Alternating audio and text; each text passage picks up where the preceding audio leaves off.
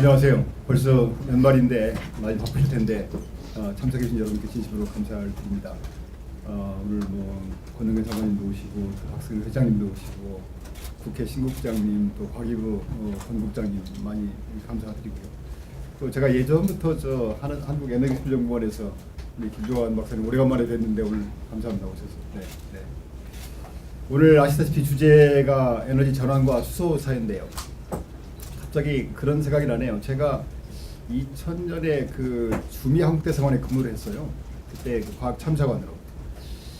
그때 갑자기 그 미국 에너지성 주관으로 워싱턴 그 사커 그 큰 그 풋볼 그 구장에다가 전 그 워싱턴에 상주하는 대사관의 그 과학 참사관들을 다 불러 모았어요. 그게 갔더니 그 스타디움에 그 미국에서 장관급이 5분이 나왔어요. 그러니까 DOE 장관 하면서 전 DOE 장관, NSF 총재, OSTP 대통령 과학 고문 이런 분들이 5분이 오셨는데 그날 선언한 것이 요 주제입니다. IPH라고 해가지고 인터내셔널 파트너십 포 하이드로젠 이코노미입니다. 그날이 이제 그걸 그 선포를 아마 그 국제적인 리더십을 확보하기 위한 뜻도 있었는 것 같은데요. 그날 그 세레모니를 한 다음에 그 연병장 한쪽에 그 수소차들이 쫙 있었어요. 그때 제 기억에 아마 우리나라 회사도 나갔던 것 같아요. 그게 직접 끝나고 나서 그 시운전을 했던 그런 기억이 납니다. 그때 이제 미국 에너지부 장관께서 뭐라고 그러시냐면은 아마 오늘 태어나는 아이가 성인이 되어서 자동차를 몰고 가서 아마 가스스테이션에 가서 수소를 넣고 그럴 것이다. 그러니까 지금 당장에 되는 게 아니라 기술은 다 이미 프로븐 돼 있지만 그 이제 그 수소 그 네트워킹 같은 게 중요하지 않습니까? 물류라든가 뭐 저장이라든가 이런 것들이. 그래서 그때 생각이 지금 나네요. 어렴풋이 지금 벌써 한 18년쯤 지난 때니까요. 어쩌면 아마 이제는 수소 경제가 정말 꽃을 피울 때가 되지 않았는가 그런 생각을 해봅니다. 정부에서도 아시다시피 지금 혁신 성장 3대 전략 중에 하나로 하이드로젠 이코노미를 꼽고 있고요. 또 거기에 따라서 지금 5개년 뭐 계획도 로드맵도 만들고 뭐 이런 것들이 하고 있지 않습니까? 그리고 특히 이제 대통령께서 지난번에 그 파리 다녀오신 뒤에 여건이 많이 바뀐 것 같아요.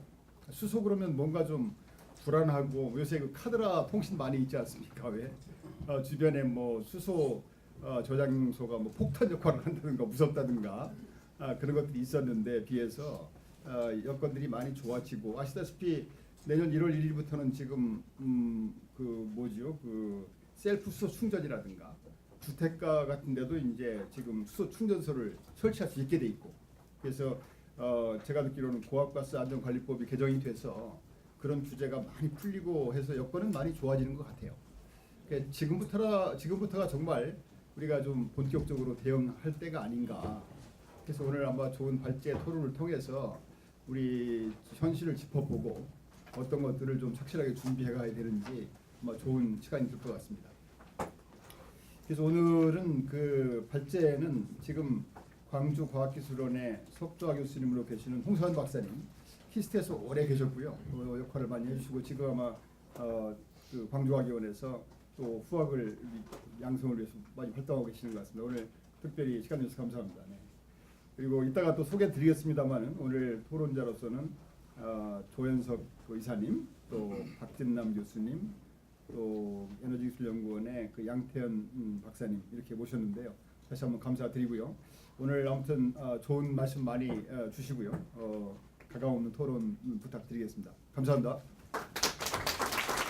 우리 정부가 지금 이 뒤늦게나마 이 수소 경제를 이렇게 육성해 보겠다 나선 데에는 나름대로 이유가 있을 겁니다.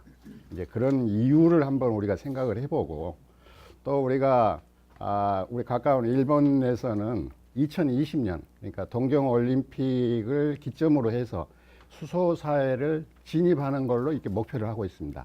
그래서 오늘 우리 김성선 원장님께서 수소 경제 꽃이 피었다는데 아직 꽃은 안 피었습니다.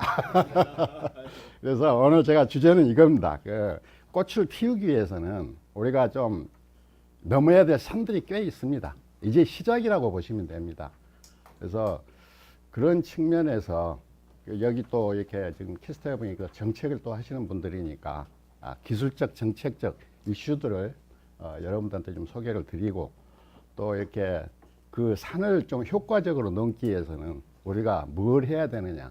이게 이제 정부가 나서니까 저는 무서워요, 사실은. 이게 또 빨리빨리거든요. 이게 뭐 5년 내에 달성해라. 그딴 얘기 하지 말고 제가 저기 방송인데 말은 좀 거래 쓰겠습니다. 좀 이렇게 제대로 알고 우리가 긴 어떤 프레임에서 우리 에너지 사회의 어떤 그 패러다임을 바꾸는 이제 그런 노력을 해야 된다. 이제 그런 말씀을 드리고 강의를 시작하겠습니다.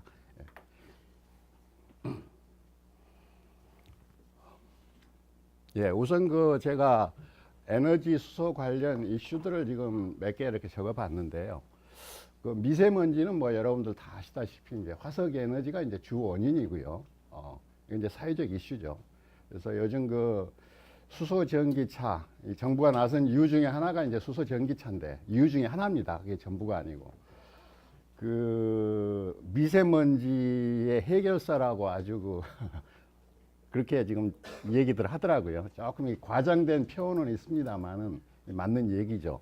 그 다음에 또 하나는 그 온실가스 문제, 기후변화 해가지고 이 CO2 감축 문제. 여러분들 다 아시다시피 우리가 2030년까지 BAU 기준으로 37% CO2를 감축하게 되어 있습니다.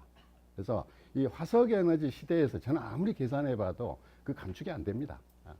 그래서 이제 그런 측면. 그 다음에 이제 정부의 에너지 정책이죠. 이 부분은 조금 이따 잠깐 말씀드리겠습니다만은 쉽게 말씀드리면은 이 원전을 서서히 신규 원전을 좀 지양하고 또 이렇게 그 무리하게 그 저기 노후된 원전은 가급적 이렇게 줄이고 탈원전이라는 용어를 저는 싫어합니다. 탈원전은 아니고 이제 그런 거고 거기에 이제 반대급부로 재생에너지를 육성하자 하는 게 이제 정부의 에너지 정책의 골격이죠. 이제 그 다음에 제가 오늘 말씀드릴 내용 중에 하나는 재생에너지와 수소는 같이 가야 된답니다. 저는 이렇게 좀 과격한 용어로 썼습니다. 두 기술이 융합을 해야 된다. 이제 그런 측면도 좀 말씀을 드리겠고요. 그 다음에 이제 아까 제가 말씀드린 것처럼 우리 정부가 또 뭐 우리 정부뿐만이 아니고 유럽, 이 독일을 중심으로 한 유럽, 그 다음에 일본, 이 수소 경제가 굉장히 열심히들 하고 있습니다. 재부상되고 있는 거예요.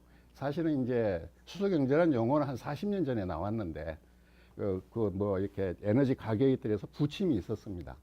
그래서 그러나 다시 이제 재부상하고 있거든요. 이제 그게 이유가 뭐냐? 그걸 저는 이제 이 수소를 이 재생에너지하고 연계하는 측면에서 이제 설명을 여러분들한테 드려볼까 합니다. 이제 그런 게 있고요. 아까 우리 저기 원장님께서 말씀하셨듯이 정부가 이제 발벗고 나선 거죠. 그래서 저희들이 그 작년까지만 해도 제가 이런 강의 나오면은 왜 정부가 이 우리 저기 수소 경제를 지원을 좀 해야 되느냐 이 중요성을 얘기했는데 저는 이제 중요성 얘기 안 합니다. 정부가 다 하고 있으니까 이제 앞으로 잘해야 된다. 이제 그런 측면에서 오늘 이렇게 말씀을 좀 드려볼까 합니다. 예, 정부의 에너지 전환 정책입니다. 이제 아까 말씀드린 대로 그 환경 친화적인 정책의 전환이죠. 그 에너지 변환 정책인데 저희가 지금 그 정부 목표는 1단계로 2030년까지 2030 해가지고 2030년까지 우리가 사용하는 발전량의 20%를 신재생 에너지로 대체한다는 개념입니다. 근데 이제 거기에 대해서 지금 그 달성 여부에 대해서 굉장히 정치적인 이슈가 되어 있더라고요. 이제 그 부분을 저는 좀 이렇게 좀 설명을 드리고 있습니다. 여기 보시면은 이게 이 독일의 자료면은 현재 작년 기준으로 신재생에너지 발전 비중이 30%입니다. 30%. 우리는 지금 2030년에 20%를 하자는 얘기인데 독일은 현재 30%입니다. 그래서 독일은 이제 여러분들 가보시면은 저희보다 여건이 좋습니다. 땅덩어리도 높고. 그래서 그건 접어두더라도 자원 30%고. 그러면 우리나라와 에너지 상황이 비슷한 일본의 경우는 어떠냐? 일본은 지금 15%입니다. 15%. 그래서 우리가 참 이게 정치적인 논쟁을 하면서 20%가 달성하느냐, 그건 저는 좀 맞지 않다고 봐요.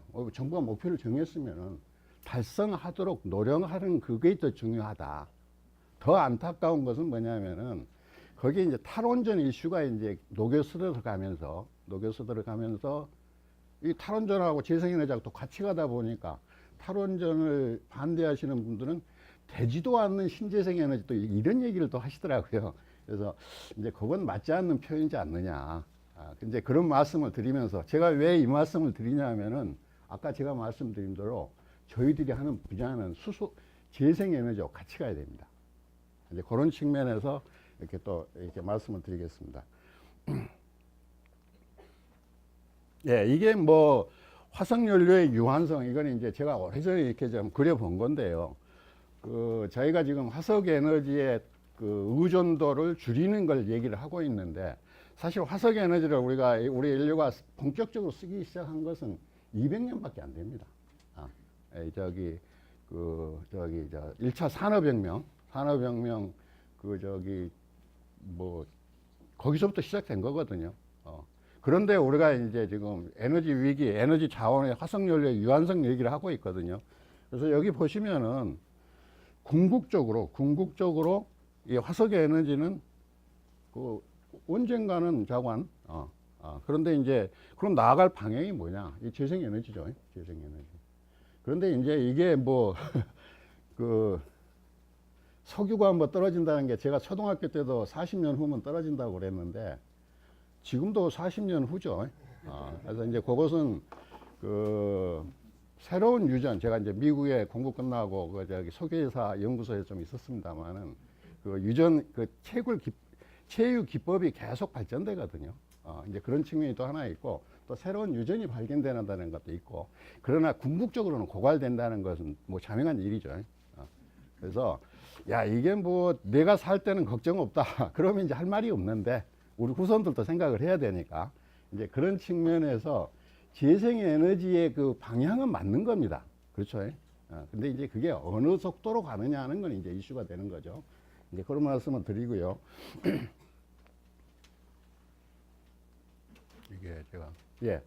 이게 그 3차 산업혁명, 요즘 뭐 4차 산업혁명 얘기를 하는데, 이 제레미 리프킨이라고 그 미국의 펜실베니아 대학의 경영학과 교수입니다. 이분이 그 수소혁명이라는 책을 쓰신 분이에요. 그리고 이제 거기에다가 이 IT 기술을 또 접목해 가지고 이 3차 산업혁명이라는 책을 쓰셨습니다. 그 책의 내용을 보면은 두 가지입니다. 하나는 정보, IT 기술, 그리고 재생에너지, 거기에 수소가 들어갑니다. 수소와 연계된 재생에너지와 IT를 연계한 게 그게 바로 3차 산업혁명이다. 이제 그런 얘기입니다. 그래서 그 책이 한 뭐 200~300페이지 되는 책인데, 그 읽어보면은 뻔한 얘기를, 저로서는 뻔한 얘기를 지금 하고 있습니다. 그래서 이게 보면은 한 5가지 정도를 얘기하고 있어요. 그래서 오늘 이게 제가 말씀드릴 얘기의 전부입니다, 사실은. 이 재생 가능한 에너지 체계, 지속 가능한 에너지 체계죠. 그 다음에 이제 그 발전소, 발전 개념이 이 자가 발전의 개념입니다. 이게 그 대형 발전에서 우리가 송배전을 하는 개념이 아니고, 그게 바로 연료전지 기술입니다. 오늘 제가 여러분들한테 말씀드릴. 그 다음에 이제 그 3번이 아까 말씀드린 재생에너지와 수소는 연계돼야 된다. 이제 그런 개념입니다. 이제 그 부분은 제가 또 조금 더 설명을 드리겠고요. 그 다음에 이제 스마트 그리드입니다. IT 기술하고 전문, 이제 수요자 측면의 어떤 공급과 수요를 이렇게 하는, 그래서 스마트 그리드. 그리고 수송 쪽도 지속 가능해야 되겠다. 이제 그게 이게 이루어지면 바로 3차 산업혁명이다. 이제 그 책의 내용이 이제 이렇다는 얘기를 좀 잠깐 소개를 드리고요. 예, 이제 수소경제. 자, 수소경제라는 것은 우선 제일 중요한 얘기부터 하겠다. 수소가 중심이 되는 것이지 수소로 모든 문제를 풀겠다는 개념이 아니라는 걸 먼저 알으셔야 됩니다. 수소가 모든 걸 풀겠다, 그게 아닙니다. 거기에는 반드시 재생에너지가 따라줘야 되고, 또 화석에너지도 뒷받침을 해줘야 됩니다. 그러나 이제 수소경제의 개념을 좀 잠깐 얘기 드리면은, 우선 이 수소 이용 기술이 있어야 되겠죠. 수소 이용 기술. 그게 바로 이제 연료전지 기술입니다. 대표적인 게 이제 수소 전기차. 그 다음에 이제 수소 전기차, 저희들이 한 2년 전까지는 연료전지 차라고 그랬습니다. 근데 이제 연료전지 차 그러니까 이 국민 홍보상에 굉장히 어렵더라고요. 연료전지가 뭐지? 뭐 이렇게 돼서. 사실 이건 박근혜 대통령 때문에 바꾼 건데 이름을 수소 전기차로 바꿨습니다. 그 일화는 내가 나중에 뭐 기회 되면 말씀을 드리기로 하고요. 어찌됐든 간에 수소 전기차, 그리고 이제 연료전지를 통한 발전입니다. 아까 그 자가 발전 얘기를 했죠. 이제 대형 발전이 필요 없죠. 그 온사이트 또는 분산 전원. 예. 그게 이제 이용의 그 가장 큰 축이고요. 자, 그러면은 우리가 이제 전기 에너지 기술의 그 패러다임을 만든 수소라고 그러면은 이 우리가 수소를 공급을 해줘야 됩니다. 이 수소가 지구상에 있는 게 아니거든요. 그래서 수소를 어떻게 공급할 거냐. 수소 생산이죠. 그래서 수소 생산은 크게 두 가지입니다. 하나는 화석 에너지, 석탄이나 석유, 천연가스. 이제 천연가스를 많이 얘기하고 있는데 화석 에너지에서 수소를 만드는 게 하나가 있고요. 그 다음은 이제 두 번째가 재생 에너지하고 연계해서 수소를 만드는 겁니다. 그래서 궁극적으로 수소 경제의 진정한 의미는 재생 에너지하고 연계해서 수소로 이렇게 만드는 사회, 그게 이제 수소 에너지 사회가 되는 겁니다, 사실은. 근데 이제 그게 쉽지가 않습니다. 제가 쉽지 않다고 그랬죠. 그래서 이제 과도기로 우리가 또 화석 에너지도 우리가 얘기를 해줘야 됩니다. 그래서 이제 생산이 또 그렇고요. 자, 그러면은 수소 생산과 공급은 일치하지가 않습니다. 이용과 그 수소 공급과 그 이용자가 일치하는 건 아니잖아요. 수소를 만드는 것도 하고 수소 전기차를 충전하는 것은 틀리단 말이죠. 예. 그래서 이 수송을 우리가 해줘야 됩니다. 수송을 저장도 해줘야 되고. 근데 이제 그게 지금 수소의 가장 큰 문제입니다, 사실은. 그걸 우리는 수소 인프라라고 그러는데 이제 거기에 현재 제도 하에서는 가격이 굉장히 비쌉니다. 이제 그런 부분을 이제 여러분들한테 소개를 드리고, 이제 그런 부분을 여러분 정책하시는 분들이 이 정책적인 측면에서 이제 좋은 아이디어도 내주셨으면 합니다. 예. 예, 이게 연료전지라는 것은 별게 아닙니다. 그 연료전지라는 어떤 디바이스 안에 한쪽에서 이렇게 그 수소를 집어넣고요. 또 다른 쪽에서는 이제 공기가 들어갑니다. 그러면은 수소가 가지고 있는 화학 에너지를 전기 화학 반응에 의해 가지고 직접 전기로 만들어주는 디바이스입니다. 그러니까 공정이 굉장히 간단한 거죠. 이론이 굉장히 간단합니다. 예. 그 별게 아니에요. 그 싱글 스텝이에요, 싱글 스텝. 그렇기 때문에 효율이 좋을 수밖에 없는 거예요. 그리고 이 수소를 쓰기 때문에 이제 환경 친화적이죠. 이제 그런 이제 얘기가 되는 거고요. 자, 그 다음에 이제 이거는 이제 이게 뭐 화학식이 나오네요. 그래 지금 방금 얘기 드린 대로 한쪽에서 이렇게 수소가 들어가고 한쪽에서 공기가 들어가서 이 안에서 전기 화학 반응을 해가지고 수소하고 산소하고 물이 되는 겁니다. 쉽게 말하면. 그런데 이제 그게 전기 화학적으로 일어나기 때문에 컨버스천은 아니고 이제 그래서 연료전지를 연구하는 사람은 이런 디바이스를 만들어주는 일을 한다고 이제 생각하시면 됩니다. 그래서 이걸 크게 만들면은 발전소가 되는 거고 또 이렇게 우리가 전기 자동차에 쓰게 되면은 엔진 대신에 조그마한 연료전지를 집어넣으면 되는 거죠.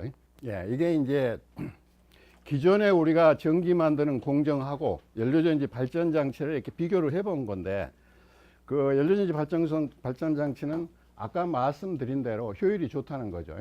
그 다음에 이제 그 수소라는 걸 써가지고 생산물은 물밖에 없으니까 환경 친화적이라는 거. 그리고 크기를 마음대로 또 조절할 수가 있습니다.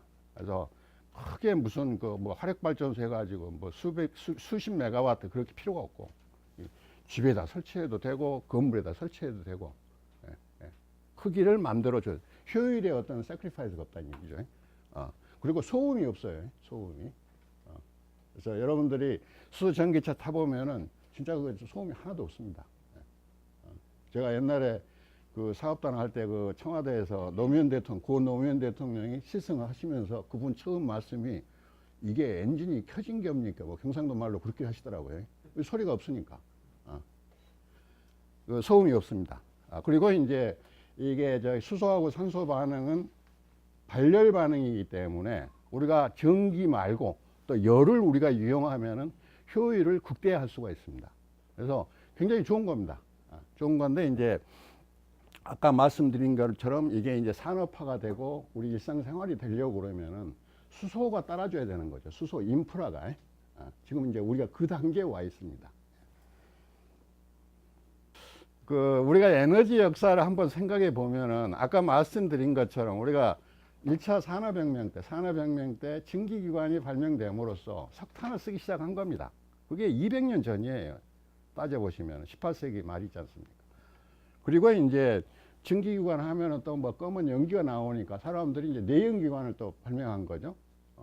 그리고 이제 지금 제가 말씀드린 연료전지가 이제 나오는 겁니다. 그래서 에너지원으로 보면은 증기기관은 석탄이 필요하고 내연기관은 석유가 필요하고 그리고 연료전지는 이제 그 천연가스 내지는 수소가 필요한 이제 그런 기술입니다. 그리고 또 공교롭게 우리가 이제 그 CO2 감축 얘기를 하고 있지 않습니까? 이게 CO2가 줄어드는 방향이. 그래서 이 수소만 우리가 CO2 없이 수소를 만들 수만 있다고 그러면은 CO2 프리죠. 카본 프리. 그래서 이 제로 카본의 그 단계. 이게 가는 방향이 그렇다는 얘기죠. 근데 아까도 말씀드린 것처럼 다만 이 시기가 언제 오느냐. 그것은 저는 이제 기술만 갖고 안 됩니다. 사회가 변해야 됩니다. 이게 혁명적인 발언을 하는 건데 이게 좀 온건하게 말하면은 그 화석 에너지의 어떤 제도적인 사회 시스템이 신재생 에너지나 수소를 용납하는 어떤 그런 또 제도 변화 이제 그런 게 필요하다. 이제 그렇게 말씀을 드릴 수가 있겠습니다.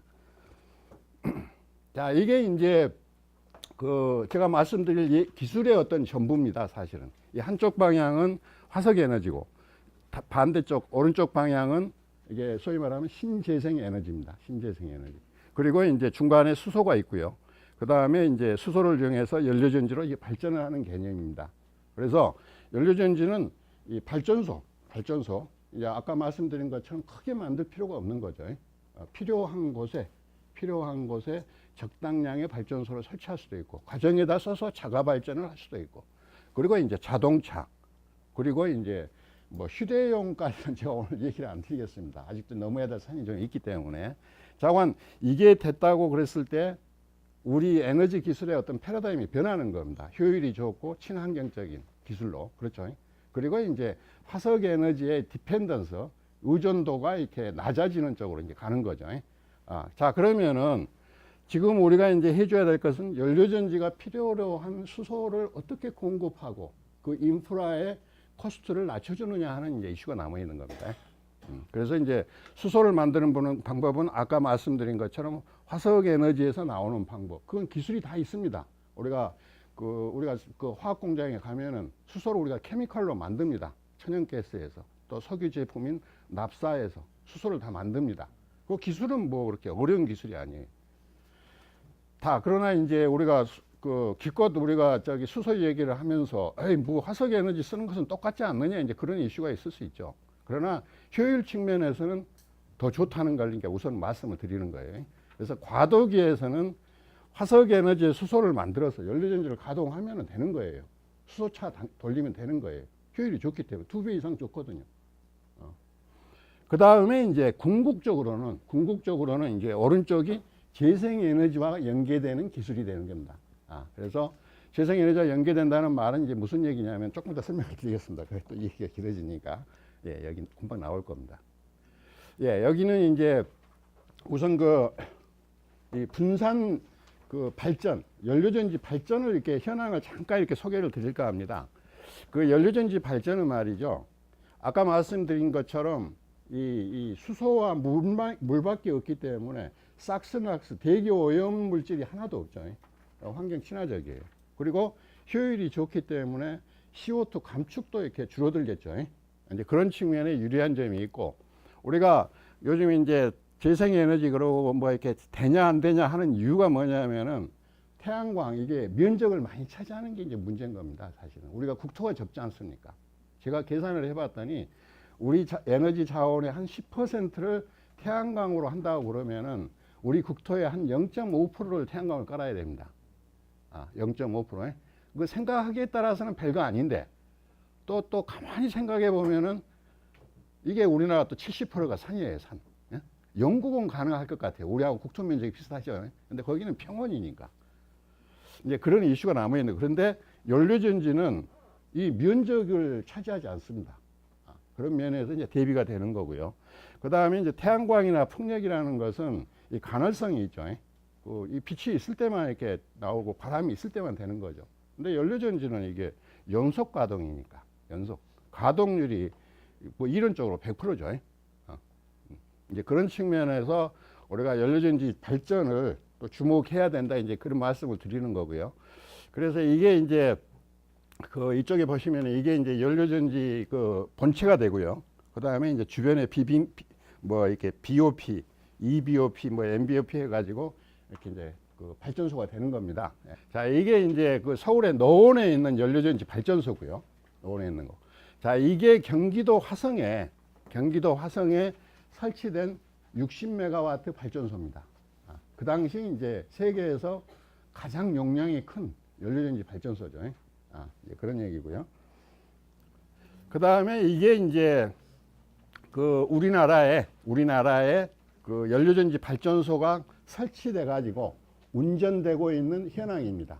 그래서 현재 우리가 한 300, 400메가와트 정도의 그 연료전지 발전을 지금 하고 있습니다. 그래서 그러니까 먼 미래 기술이 아닌 거죠. 실제 이렇게 이제 그 된다 하는 것을 이렇게 보여주는 이제 그런 실증과 이 보급을 지금 하고 있는 단계입니다. 이 부분은 두산 퓨얼셀이 이렇게 보급하는 현황을 이렇게 보여드리고 있습니다.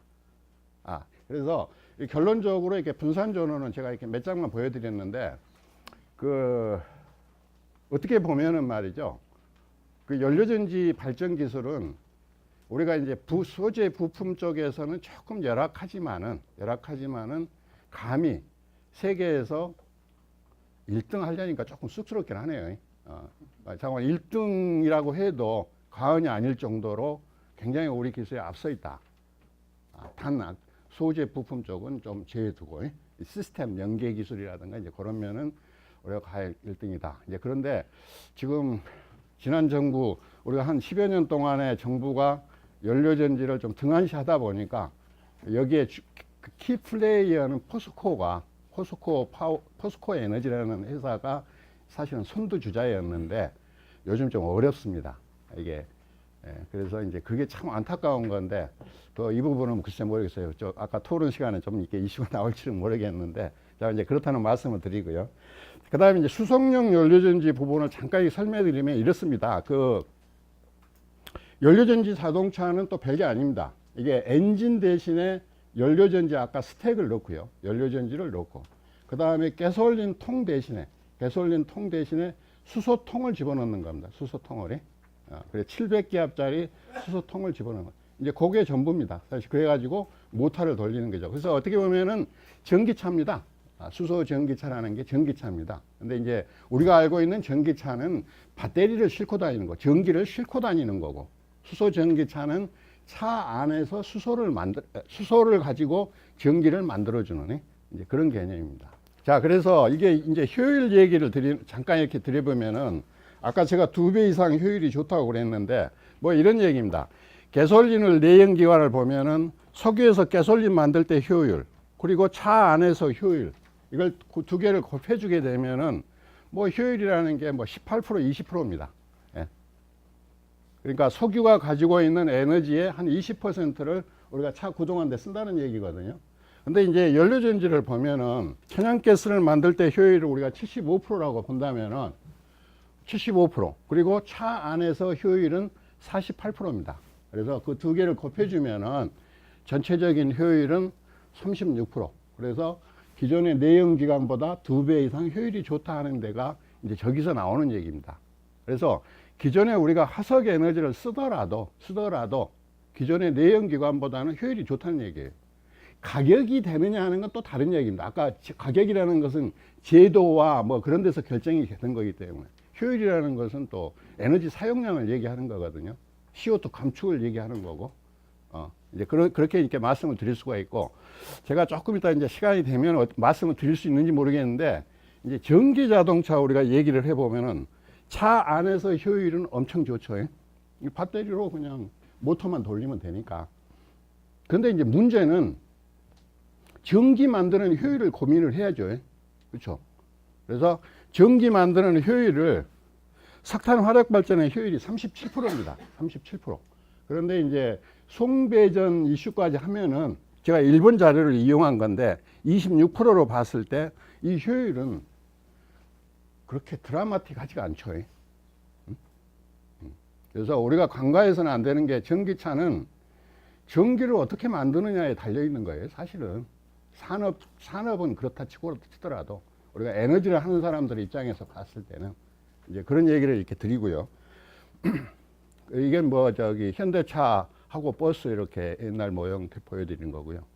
이게 뭐 히스토리입니다. 그래서 지금 현재로는 그 현대차에 그 이제 넥소가 나왔죠. 그 다음에 이제 도요타의 미라이, 그리고 그 혼다의 클래리티 해가지고 그 세 군데밖에 없죠. 현재는 그게 굉장히 자랑스러운 겁니다. 현대차가 그 수소 전기차를 가지고 있다는 사실은 굉장히 자랑스러운 겁니다. 그리고 굉장히 열심히 했고, 네, 이건 이제 넥소 그림 보여주고 있네요. 뭐 자기들 선전에는 무슨 800km를 달린다는 건 좀 뻥이 좀 들어갔을 거예요. 제가 보기에는. 그러나 이게 그 굉장히 저기 그 인기가 좋아요. 사실은. 자, 이거는 이제 수소 전기차 보급 현황인데, 참고로 제가 그 일본이나 중국, 독일 그 자료하고 이렇게 비교를 한 거, 대비해서 이렇게 한번 보여드린 건데, 저는 이제 이 그림에서는 뭐 다른 얘기보다는 앞으로 이제 그 중국을 우리가 주시해야 된다. 중국 친구들이 한 10년 전만 해도 저 만났을 때 참 저희를 부러워했습니다. 이거 현대차가 수소차를 만들 수 있다는 거예요. 근데 뭐 한 10년 저희들 놀다 보니까 이 중국은 이제 차보다도 버스를 만들기 시작한 거예요. 그래서 수소 전기차 이제 뭐 가격 비싸다 이제 그런 걱정을 많이 했는데 굉장히 그 중국이 가격 낮추는 역할을 할 것 같아요. 그래서 우리가 중국을 좀 조심해야 된다. 이제 뭐 그런 말씀을 드리고요. 참고로 이 독일 같은 데는 차 메이커가 없으면서도 저 보급 목표가 우리보다 굉장히 높다. 이런 이제 말씀도 표현해서 말씀을 드리고요. 야, 이거는 이제 이 수소 충전소 현황입니다. 수소 충전소 현황이. 그래서 이제 뭐 정부가 이제 그 수소 충전소 보급에 발벗고 나선 거죠. 그래서 이제 뭐 내년, 내후년 되면은 이 그림이 이제 굉장히 바뀔 텐데, 그 불행하게도 현재까지는 가동되고 있는 충전소라는 게 뭐 10개 미만입니다. 그러니까 그 이유는 우리가 수소차를 가지고 있으면서도 이 수소 충전소를 안 했던 이유는 두 가지입니다. 하나는 충전소를 보면 엄청난 돈이 듭니다. 이게 이제 좀 비유가 맞는지는 모르지만은 고속도로 까는 거하고 같거든요. 초기 투자가 들어가야 되는 분야거든요. 그러다 보니까 저기 민간 기업이 참여하기가 어렵죠. 그 리카바리가 투자한 금액의 리카바리가 시간이 걸리기 때문에. 또 하나는 이제 정책의 문제였습니다. 그래서 그 일본이나 독일, 유럽 같은 데는 수소 충전소를 굉장히 보급하고 하는데 열심히 했습니다. 그런데 이제 그 우리나라는 불행하게도 지난 한 10년 동안에 충전소 짓는 노력을 하나도 안 했습니다. 하나도. 그래서 아까 제가 뒤늦게나마 드디어 이제 두 가지 표현을 쓴 겁니다. 이제 그런 말씀을 드리고요. 나름대로 이제 지금 정부가 굉장히 공격적인 보급 목표를 지금 제시하고 있습니다. 자, 거기에 이제 문제점도 이제 조금 이따 말씀을 드리도록 하겠습니다. 자, 그래서 이제 수소 생산도 한번 얘기를 드려보겠습니다. 그 수소 생산은 크게 이제 아까 뭐 여러 가지 방법이 있었는데, 우선은 하나는 가장 우리가 산업적인 측면에서는 천연가스에서 수소를 만드는 겁니다. 천연가스에서. 그 다음에 이제 두 번째는 신재생 에너지하고 연계해서 수소를 만든 겁니다. 그 다음에 이제 또 하나는 우리가 그 화학 공장에 아까 말씀드렸듯이 화학 공장에 가면은 우리가 수소를 생산합니다. 케미칼로. 그래서 그 화학 공장에서는 케미칼로 수소가 이렇게 그 환원제로 쓰이거든요. 그래서 화학 공장에서는 수소를 언제든지 과잉으로 만들어줘야 됩니다. 왜냐하면은 그 에틸렌 만드는데 수소가 없어가지고 에틸렌 공장을 문을 닫을 수가 없잖아요. 그래서 우리가 전기를 과잉으로 그 잉여 전력을 만들고 이렇게 발전소를 세우듯이 이 화학 공장의 수소도 마찬가지 개념입니다. 그래서 수소는 언제나 화학 공장에서 남아돕니다. 남아도는 건 아닌데 그 많이 만드는 거죠. 그래서 일단은 과도기적으로 우리가 부생 수소를 이용해 가지고 전기차를 수소 전기차를 운전하는 이제 그런 시나리오도 우리가 준비를 해야 되는 거죠. 그래서 크게 이렇게 세 가지 방법이 있다 하는 거 이렇게 말씀을 드리고요. 자, 그럼 이제 드디어 이제 수소와 그 재생에너지는 도대체 어떻게 연계가 되느냐, 이제 그 부분을 좀 잠깐 말씀드리려고 합니다. 여러분들이 재생에너지 그러면은 굉장히 좋습니다. 이게 뭐 공짜라는 말은 써도 되죠. 재생에너지는 쉽게 말하면 자원이 공짜지 않습니까? 그래서 굉장히 좋은데 문제는 재생에너지가 문제는 가능성이죠. 그 태양이 있을 때는 태양광이 가능한데 밤에는 되지가 않단 말이죠. 그리고 빛의 입사량이 일정한 게 아니란 말이죠. 그래서 이 연료전지나 태양광 발전기가 이렇게 적응하는데 이렇게 어려움이 있는 거죠. 그 다음에 또 하나는 이제 그러기 때문에 저장 기술하고 연계가 돼야 됩니다. 그래서 낮에 전기를 만들어서 밤에 이렇게 저장을 했다가 밤에 써야 되는 거잖아요. 그래서 우리가 태양광 발전소를 짓는다 그러면 반드시 저장 기술을 연계하는 것이 이제 제도적으로 이렇게 보완이 되는 거죠. 그렇습니다. 자, 그러면은 우리가 이제 하나 생각을 해보죠. 재생에너지 발전량이 증가하게 되면은 배터리가 그걸 수용을 하겠냐는 얘기죠. 배터리 안 됩니다. 아니, 안 된다는 게 아니라 그 배터리는 계속 만들어줘야 되거든요. 이 양이 많이 늘어난 배터리라는 것은 저장 디바이스이기 때문에 저장을 많이 하려면 배터리를 많이 만들어야 돼요. 그럼 또 가격이 비싸지는 거고.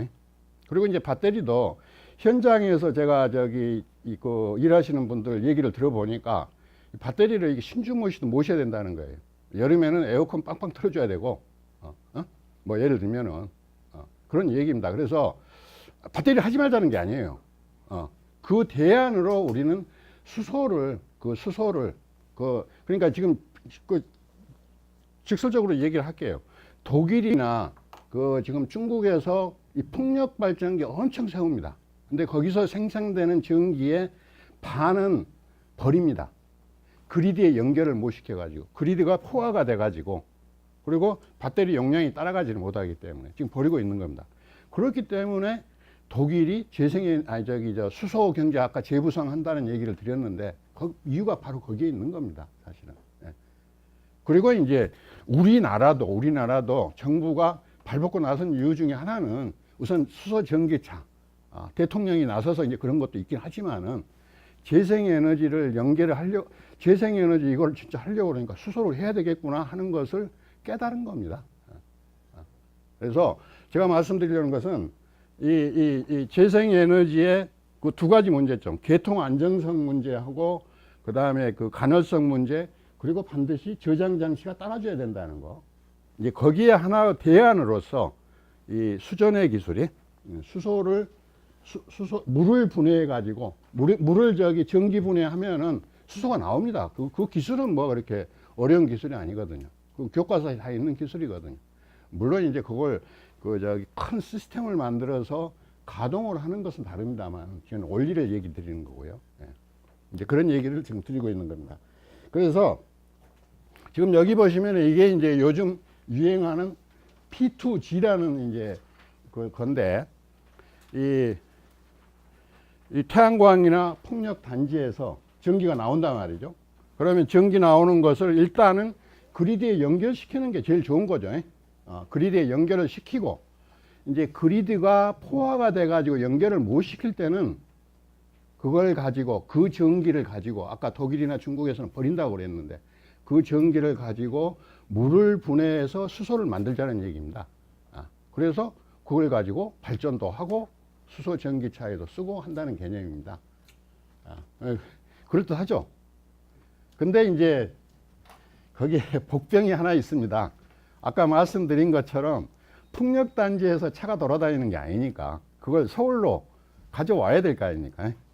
그래서 수소 인프라가 필요합니다. 그래서 이제 앞으로 지금 우리가 수소 파이프라인을 설치해야 되느냐, 그럼 파이프라인이 아니면 대안이 뭐느냐, 이제 그런 얘기를 우리가 진지하게 논의하고 고민하고 우리 전문가들은 솔루션을 제공하고 이제 그런 얘기를 우리가 해야 된다는 얘기죠. 예. 이제 그 부분에 대해서 이제 잠깐 이제 이슈 제기를 제가 좀 하겠습니다. 자, 그래서 이 지금 P2G 방금 보여드린 것은 이제 자관 물을 전기 분해하면은 수소가 나온단 말이죠. 그러면은 이제 수소를 이용하는 것은 아까 전기차, 그 다음에 연료전지 발전, 그 다음에 이게 시스널 스토리지는 뭐냐면은요, 그 예를 들어서 겨울에 우리가 신재생 에너지는 겨울에 아무리 자원이 적잖아요. 그러면 그걸 여름에 이렇게 전기를 많이 쓸 때까지 저장을 해야 되는데 배터리 갖고는 안 된단 말이에요. 수소로 저장하자는 얘기죠, 수소로. 수소는 이렇게 저장하는데 큰 문제가 없으니까. 이제 그런 얘기입니다. 시스널 스토리지. 그 다음에 이제 이건 좀 먼 미래 이야기가 되겠습니다만은 우리가 화학 공장에서 수소를 만드는 것까지 우리가 재생 에너지원으로서 할 수도 있는 거겠죠. 그걸 이제 제도와 이제 기술의 진보, 그 속도에 달려 있는 건데, 자관 이론적으로는 이제 그렇습니다. 그리고 이제 또 하나 이제 독일 같은 데서는 이게 이제 지금 운송이 문제거든요. 아까 수송이.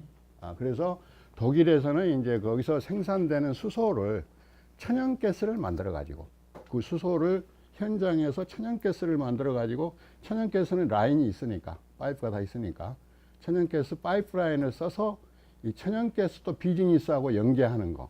지금 그게 이제 파워 투 내추럴 가스입니다. 그래서 이게 보니까 우리 정부도 지금 보니까 이게 정부의 로드맵 같은 게 들다 보면은 이 천연가스 이제 만드는 거, 수소에서 천연가스 만드는 그 R&D 실증 사업들 뭐 이렇게 들어가 있더라고요. 근데 고민을 하고 만든 건지 그걸 제가 잘 모르겠어요. 근데 우리가 진짜 고민을 해야 됩니다, 이게. 우리도 그렇게 할 건가? 이제 그런 이슈들이 있다는 걸 이렇게 말씀을 드리는 거죠.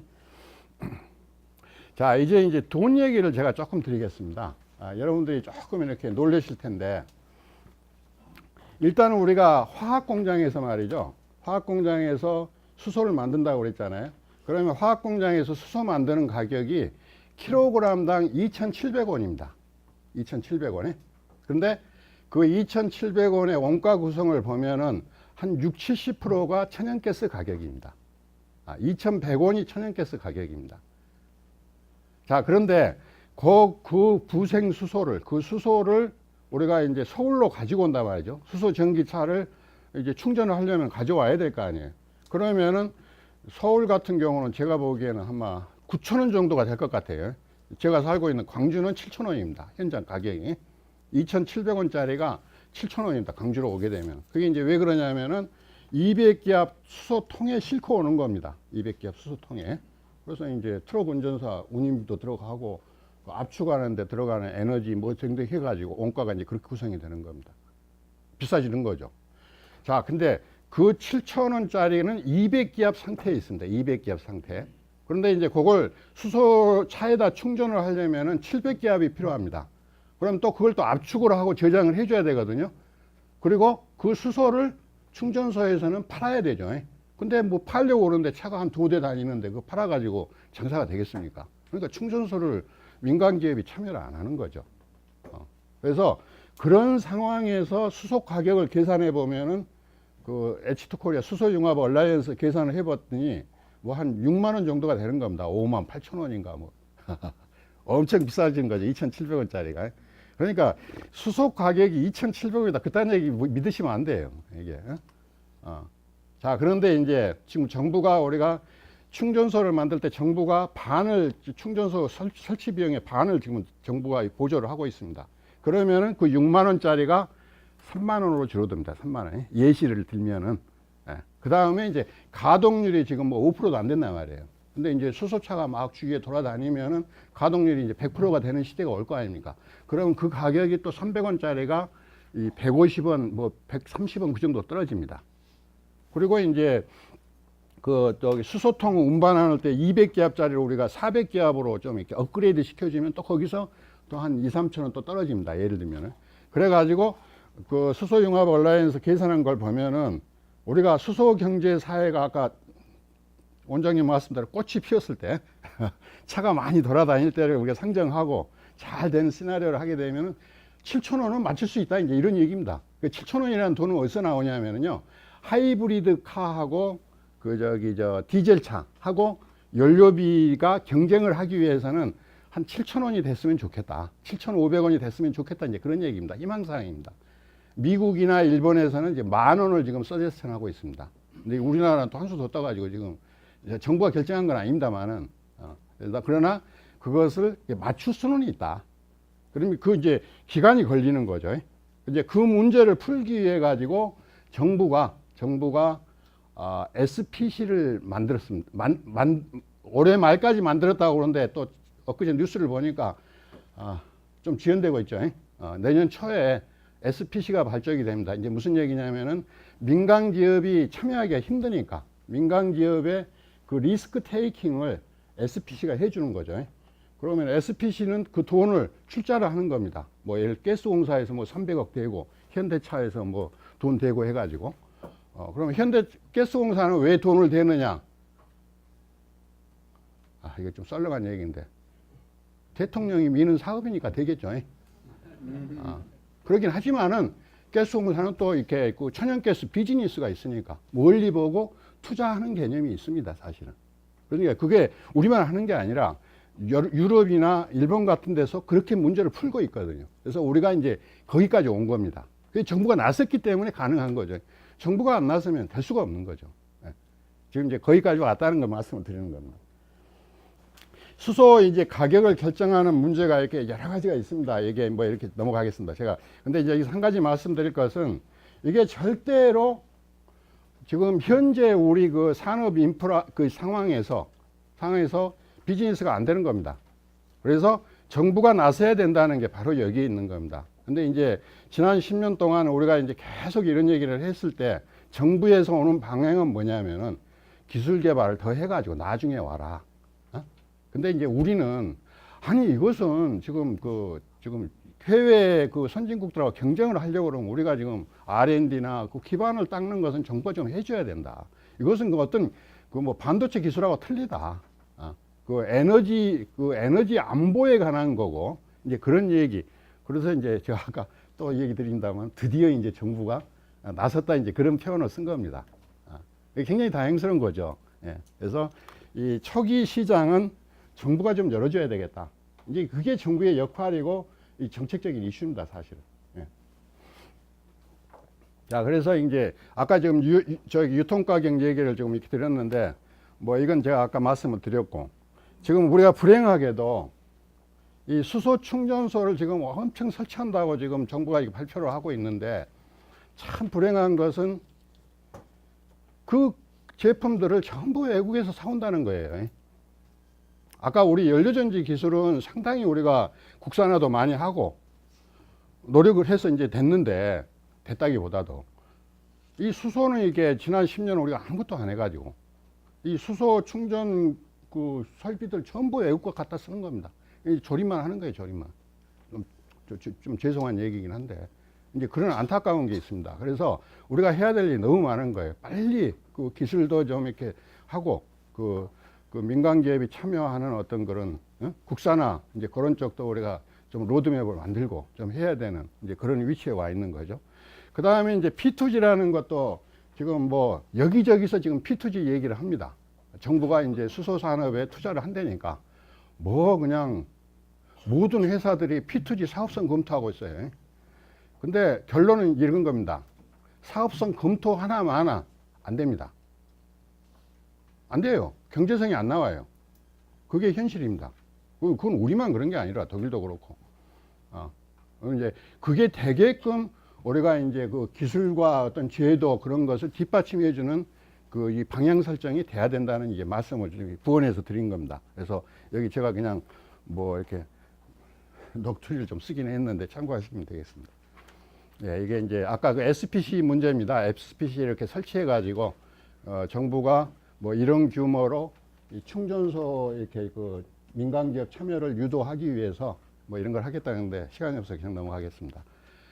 그 다음에 이제 우리가 충전소도 뭐 예를 들면 이렇게 그 여수라든가 울산 그 화학 공장을 중심으로 뭐 이렇게 좀 전파하는 식으로 이렇게 충전소를 이렇게 하루 아침에 뭐 전국에다 깔 수는 없는 거거든요. 그래서 이제 그런 전략이 좀 필요하다. 그러면서 또 이 고속도로에 또 충전소를 해가지고 수소차가 다니게끔 이제 그런 어떤 전략이 필요하다. 이제 그런 말씀을 드리는 거고요.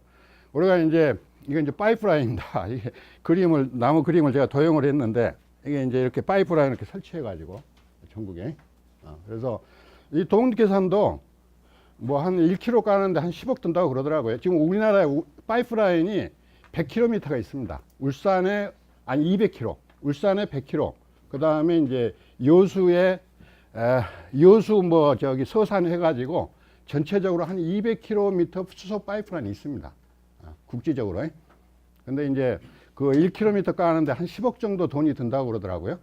그러면은 이게 저기 아까 그 뭐죠? 이게 까는데 제가 보기에 한 1000km 정도거든요. 그럼 뭐 10조. 글쎄 아동복지하고 비교하면 될지 모르겠지만은 10조 뭐 그렇게 큰 돈은 아니라고 봅니다. 그러나 이제 수소 파이프라인을 설치해야 되느냐 말해야 되느냐.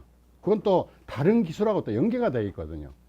아까 그 수소를 수송하는 방법, 또 저장하는 방법이 뭐 암모니아, 뭐 예를 들어서 LOH 유기화합물 뭐 형태로 이렇게 하는 이제 그런 연구들을 많이 하고 있거든요.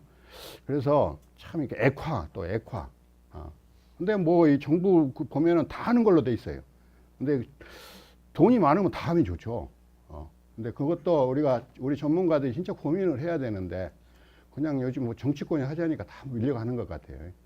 이제 그런 것도 우리가 고민을 해야 된다 하는 이제 저는 토스를 하는 겁니다. 자, 이게 이제 마지막입니다. 이게 저기 하나, 이게 여러분 놀라시면 안 됩니다. 이게 전 세계의 발전량이 있잖아요. 발전 규모. 그리고 또 하나는 전 세계에 돌아다니는 차가 전부 수소 전기차라고 그러면은 수소 전기차는 차 안에서 전기를 만드는 거 아닙니까? 발전 용량이요. 전 세계 발전량의 10배가 됩니다. 그러니까 생각해 보세요. 차라는 게 우리가 지금 발전소인데 차가 움직이는 발전소란 얘기예요. 근데 하루에 사실 뭐 1시간밖에 안 쓰잖아요. 그러면 23시간을 차를 틀어놓으면 계속 전기가 나올 거 아닙니까? 저기 그냥 단순하게 생각하면은 발전소 다 없애도 수소 전기차로 된다는 얘기예요. 예를 들면. 그래서 우리가 그 P2G 말고 이제 V2G 뭐 Vehicle to Grid 이제 그런 용어를 많이 씁니다.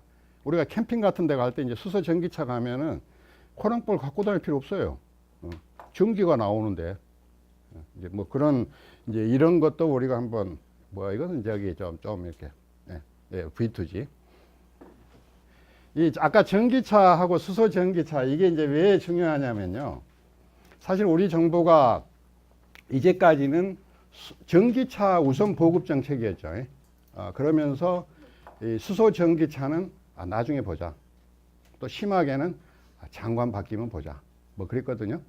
근데 이제 지금은 이제 수소 전기차도 이제 좀 이렇게 정부가 신경을 쓰는 데까지 온 겁니다.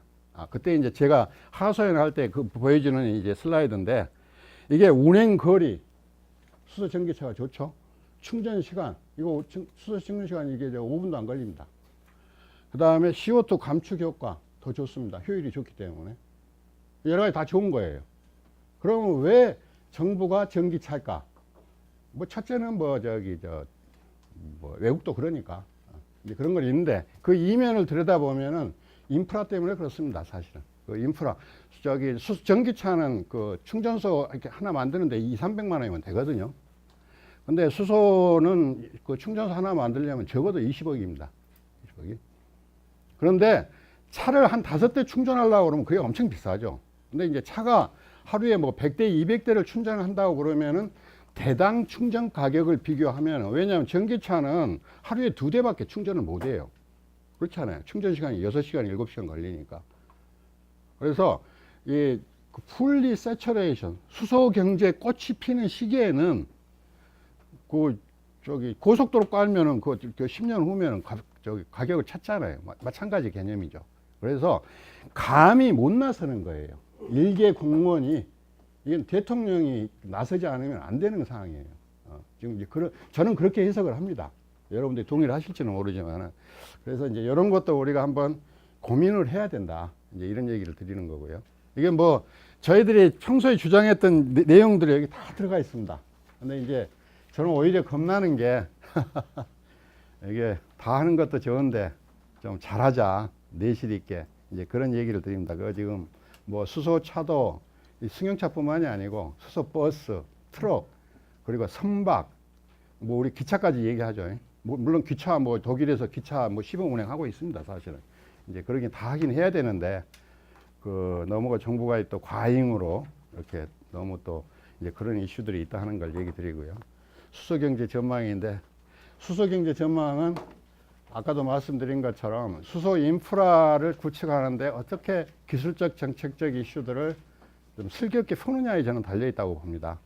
그래서 이제 그런 면에 우리가 힘을 합쳐야 된다 이제 그런 말씀을 드리면서 시간이 넘어서 그냥 이걸로 강의를 마치겠습니다. 네, 감사합니다.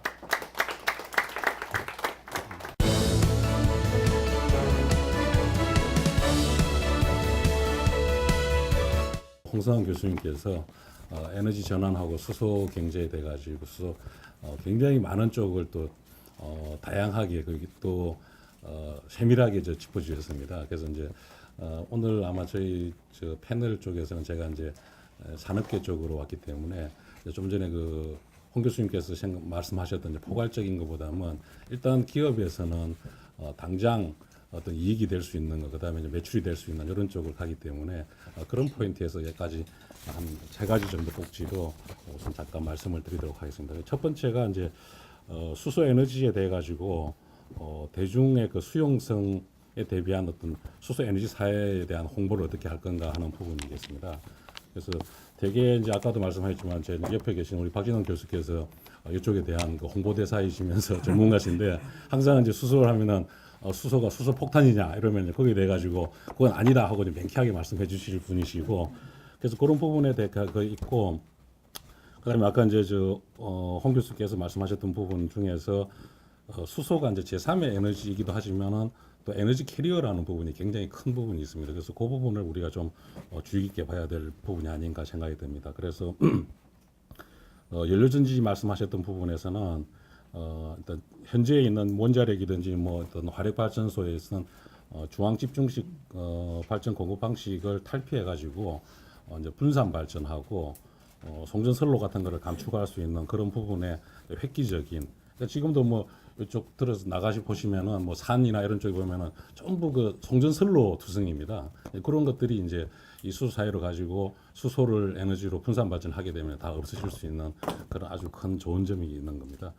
그리고 그 외에도 제가 아까 말씀하셨던 이제 보통 우리가 신재생 에너지라고 그렇게 하는데 이제 그 중에 뭐 신자에 들어가는 부분들이 여러 가지 뭐 태양력이든지 풍력이든 이런 부분들이 있는 거고 그다음에 이제 리뉴어블 재생 에너지 쪽에 들어가는 부분들이 이제 우리 인간이든지 모든 동물 우리 생태계 자체가 우리가 살아가면서 생존하면서 주기적으로 계속해서 나오는 그런 어떤 이제 쓰레기든지 그다음에 하수 뭐 이런 부분들에 대해 가지고 그거를 이제 재활용해 가지고 다시 에너지화 할 수 있다는 거.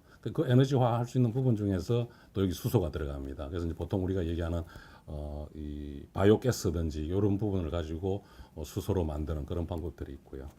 그다음 두 번째 꼭지가 이제 아까 말씀드린 대로 조금 더 이제 구체적으로 들어가게 되면은 일단 수소 사회화하는 데 있어 가지고 가장 먼저 들어가는 부분들이 아무래도 운수 분야, 수송 분야가 되겠습니다. 그래서 지금 그 부분 때문에 엊그저께도 정부에서 대통령께서도 이제 그 산업부 방문하셔가지고 원래 2022년까지 15,000대의 그 수소차를 공급하기로 했는데 그걸 뭐 65,000대로 하겠다 뭐 이렇게 말씀을 하셨던 거고 물론 그게 제가 아는 범위에서 이제 현대자동차에서 그만큼 스택을 만들 수 있는 캐파 물론 지난번에 저기 충남에서 그 확장하고 하는 부분 투자에 대해서 말씀을 했는데 그게 얼마나 갈 수 있을지는 그는 아직 잘 모르겠습니다.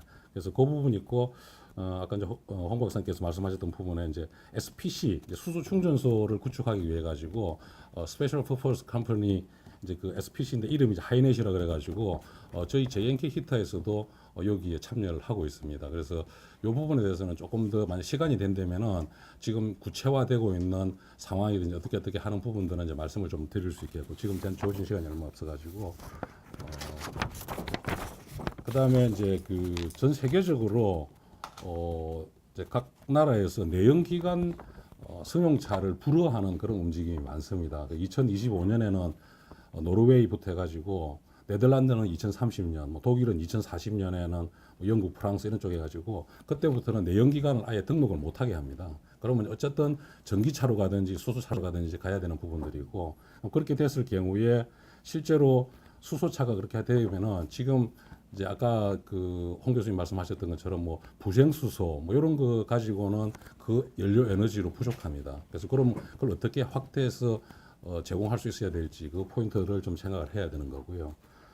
그다음 마지막 세 번째 꼭지로서는 세 번째 꼭 들어가기 전에 조금 전에 말씀드리면 이제 그 부분에서는 일본 같은 경우는 뭐 한 10년 전부터 해가지고 이제 그 수소 사회 경제를 만들겠다 이래가지고 결국 그 친구들이 국내에서는 자기들이 아무리 어떤 방법으로 수소를 만들더라도 이게 자기들 자금량이 안 되기 때문에 결국은 이제 보면은 저 오스트레일리아나 이런 쪽에서 태양광으로 만든 수소, 안 그러면 갈탄으로 만든 수소를 액화시켜서 가져오는 그런 형태. 이거 자체가 이제 뭐냐면은 사실 보면 국가의 에너지 그 안보 관계 된 부분들이거든요. 이게 이제 에너지가 모자라면은 어느 나라하고 경쟁해서 이길 수 없기 때문에 그런 부분들에 대해서 우리나라에서도 좀 더 확실한 계획을 갖고 와야 되지 않나 이렇게 좀 생각이 듭니다. 마지막으로 이제 수소 충전소 활성화를 위한 제언에서는 이제 지금은 보면은 수소 충전소하고 수소 차량에 대해 가지고 그냥 차량 구입비만 감면해주고 있습니다. 보면은 이제 그 넥소 같은 경우에 6,700만 원인가 했는데 거기서 한 3,500만 원 정도 하고 좀 싸게 해주는데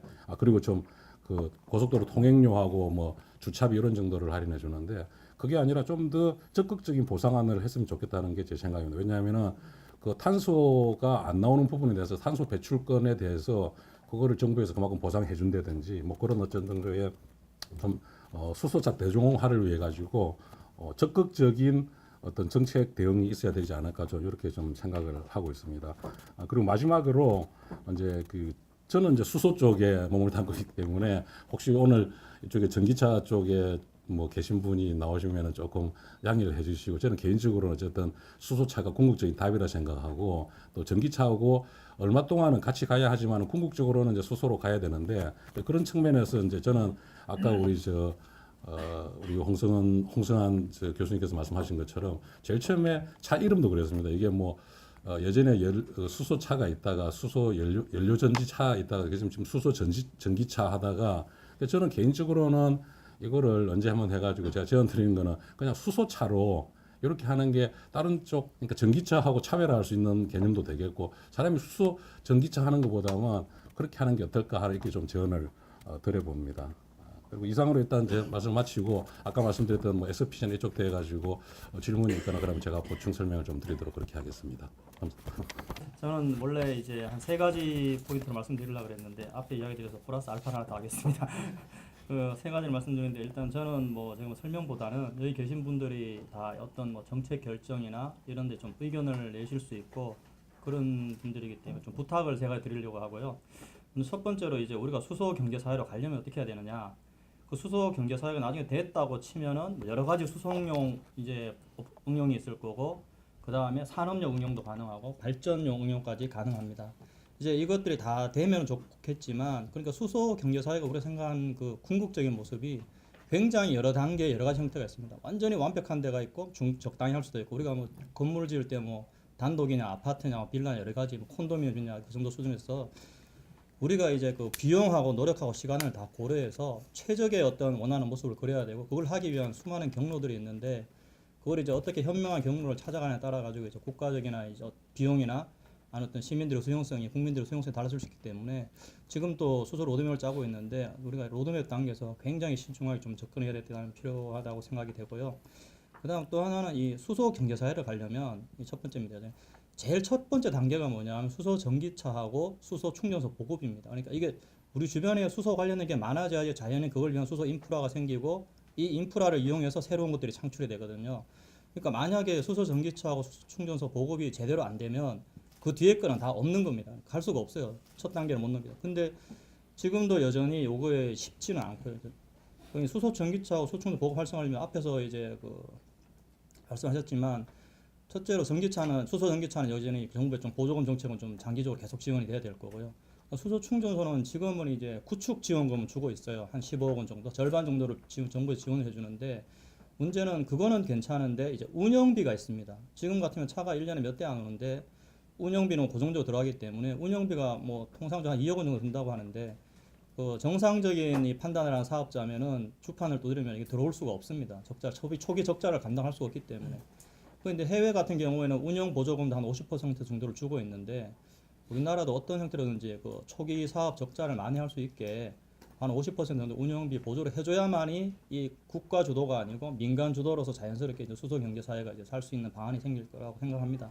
정부에서 계속 규제를 뭐 풀어주겠다고 얘기하는데 정부 자체가 가지고 있는 규제 이게 전에도 몇 번 이야기를 했는데 논리가 뭐냐 하면은 이중 지원이 안 된다. 왜냐하면 충전소 건설할 때 지원해줘서 운영비를 또 지원해주는 건 곤란하다는 논리를 자꾸 하면서 이제 안 된다고 하시던데 해외는 다 주고 있거든요. 이 부분은 좀 제가 보기엔 사소한 것 같지만은 비용이 크지도 않은데 이게 반드시 돼야지만이 자생적으로 민간이 이제 들어와서 시작을 할 수 있는 단계가 굉장히 중요하다고 생각하고요. 그 다음 공지는 아까 많이 나왔던 파워 투 가스인데 그 파워 투 가스는 크게 두 가지가 있습니다. 하나는 이제 파워를 가지고 수소를 만들 거냐 아니면 파워를 가지고 그 천연가스, 메탄을 만들 거냐 두 가지 선택이 있는데 우리나라 입장을 봤을 때는 우리나라 같으면은 이제 첫 번째 기조가 뭐냐면 재생에너지 발전을 늘리고 이걸 활용해서 친환경 수소를 만들면 제일 좋죠. 근데 이제 그거는 물량의 한계가 있기 때문에 이거는 마음대로 못 늘리기 때문에 이렇게 가능적인 친환경적 방법으로 공급을 하고 부족한 부분은 메탄을 개질해서 채우는 형태로 지금 생각하고 있습니다. 부족한 건 어차피 만들어야 되니까. 근데 그러면은 이제 이야기가 좀 이상해지는 게 파워 투 가스로 수소를 만들어서 이 수소를 이용해서 메탄을 만드는 공장을 돌릴 거냐 그렇게 하는 것보다는 그냥 그 수소는 그냥 수소로 쓰고 필요한 메탄은 수입하면 되니까 해외에서는 물론 메탄까지 가는 경우를 많이 연구를 하는데 우리나라 상황을 보면은 이렇게 전체적인 그림을 다 보면은 우리나라에는 파워 투 수소 정도까지만 가는 게 가장 효율적인 방안이 아닌가 하는 생각이 있고요. 이거는 이해관계자들이 굉장히 많아서 사실 굉장히 논란의 여지가 있습니다. 이거를 파워 투 메탄을 안 한다 그러면은 화내실 분들이 엄청 많을 거예요. 그다음 세 번째는 그 이제 외국 같은 경우는 이제 수소를 쓰는 가장 큰 이유가 탄소 배출량 저감 목적이 큽니다. 그래서 수송량도 큰 비중을 차지하고 발전도 큰 비중을. 일본 같은 경우는 이제 자기들 CO2 감축량 목표가 엄청난데 그걸 하기 위해서 이제 발전소에 메탄 천연가스를 안 쓰고 수소를 해외에서 수입해 와서 이거 발전을 수소로 돌리면서 천연가스 이제 자기들 탄소 배출량 감축 목표를 달성할 수 있다 이런 그림을 그리고 있는데. 그러면은 이제 수소를 이용해서 진짜 대규모 발전을 하려면은 이제 크게 한 두 가지 방법이 있습니다. 아까 나왔던 연료전지 발전을 할 수도 있고 아니면은 수소를 그냥 태워서 터빈 발전을 할 수도 있습니다. 그래서 해외 같은 경우, 일본 같은 경우는 사실 수소 터빈 발전에서 축을 두고 있고 왜 그러냐 분명히 효율은 연료전지를 쓰는 게 좋은데 연료전지는 어느 정도 규모까지는 이제 만드는 데 큰 무리가 없는데 연료전지를 가지고 몇백 메가 이렇게 만들게 되면은 효율이 조금 떨어지더라도 수소 터빈을 쓰는 게 기술적이나 경제적이나 훨씬 유리하다고 해서 그쪽으로 하기 때문에 우리나라는 아직 그쪽 인프라가 좀 부족한데 수소 터빈 발전에 대해서도 좀 많은 고민이 있어야 될 거라고 생각하고요. 그다음에 마지막 플러스 알파는 이제 아까 계속 수소차하고 수소 전기차하고 전기차 얘기가 나왔는데 우리끼리도 의견이 컨센서스가 안 된 것 같은데 저는 사실은 요즘 계속 이야기하는 게 전기차랑 수소 전기차랑 각각의 장단점이 있고 이제 어느 시점이 되더라도 서로 간에 일정한 비율을 유지하면서 같이 갈 거라고 생각합니다. 이제 뭐 하나 때문에 나머지 하나 죽는 일은 안 생긴다고 생각합니다. 네, 이상입니다. 감사합니다. 수소 사회가 오려고 그러면은 수소를 싸게 만들어야 되는 게 이제 가장 큰 이슈고요. 연료전지도 당연히 싸게 만들어야 되는 이슈가 있기 때문에 기술 개발 측면에서 가격 저감에 대해서 많은 연구를 했습니다. 수소 만드는 일에 대해서도 지금 많은 얘기를 하고 있는데 이 현재의 수소는 대부분 일단 화석연료에서 만들어지고 있습니다. 그거를 인정을 하고 수소 경제를 대비해야 되는 거죠. 그거를 그 관점을 부정을 하기 시작하면은 전체적인 논리적 모순이 나타나기 때문에 언제까지는 화석연료를 가지고 수소를 만들고 그리고 그 다음부터는 재생에너지 기반의 이제 수소로 가는 그런 시점이 올 거라고 생각됩니다. 우리나라 수소 연료전지의 기술을 저는 이제 주로 이제 수소 이용적 관점에서 말씀드리겠습니다. 연료전지 개발이 국내에서 관심을 그 지원을 받았던 가장 근거는 대체 에너지 화석연료에서 대체를 하겠다는 근거 하나 있었고, 그 다음에 고효율 발전 기기 개발을 통해 가지고 에너지 사용량을 줄이겠다고 하는 관점이 있었습니다. 연료전지 자체가 워낙 효율이 높은 기기이기 때문에 기존에 이제 배터리 전기차 대비해서도 높은 효율을 낼 수 있어서 지금 관점이 그 지원이 되는 거고요. 그런 근거에서 우리나라 연료전지 기술 수준은 그 원천 기술 좀 약하지만 시스템 레벨에서 운영 관리 기술은 세계 최고입니다.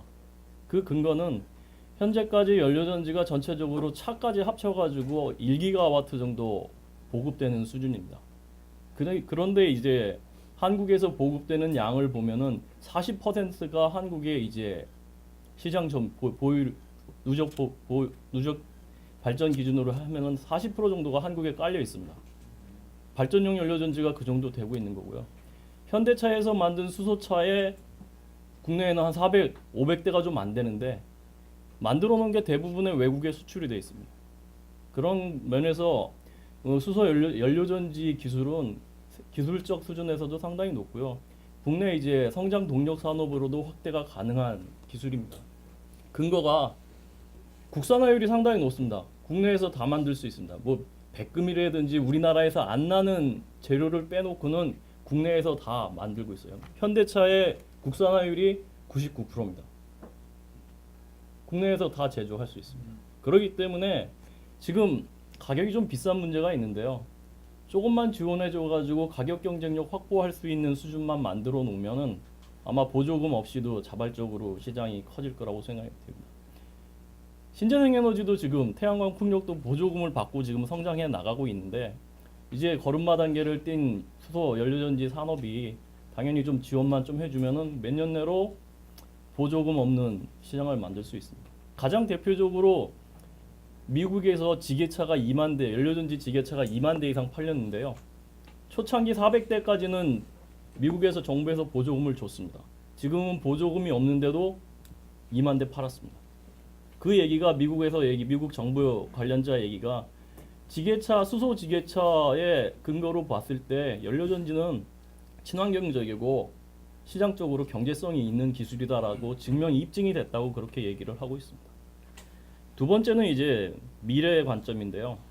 아까 말씀드린 것처럼 연료전지 시장의 미래는 상당히 낙관적으로들 생각을 하고 있습니다. 맥킨지라든지 일본의 후지경제라든지 이렇게 전망을 해놓으면은 뭐 수소차 같은 경우는 170배 2030년까지 170배 성장이 된다고 얘기를 하고 있고요. 발전용 연료전지, 건물용 연료전지 시장도 그렇게 커진다고 얘기를 하고 있습니다. 뭐 아까 지금 수소 터빈 쪽 관련된 얘기도 하셨는데요.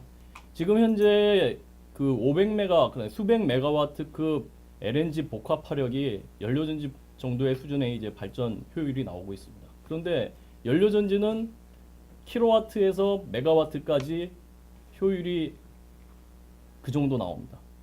쉽게 말씀드리면은 이 건물 지하에다가 컨테이너 하나 갖다 놓으면은 60%짜리 발전 가능합니다.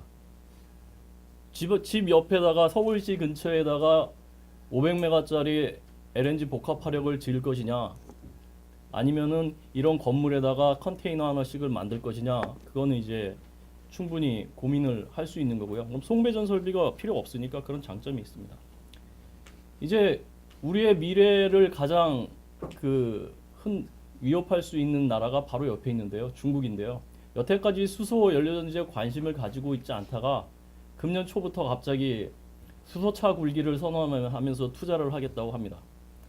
그게 이제 중국이 이제 신재생 에너지 시장, 특히 태양광 풍력을 뒤흔들어 놨는데요.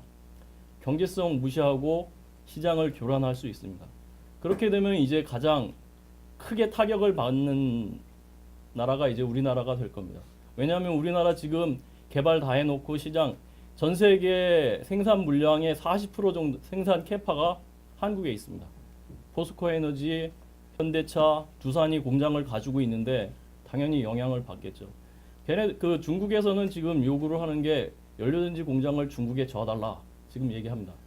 그럼 나중에 그 뒤는 어떻게 되는지 우리나라 중국에 진출한 기업들의 현황을 보면 미래를 충분히 알 수 있는 겁니다.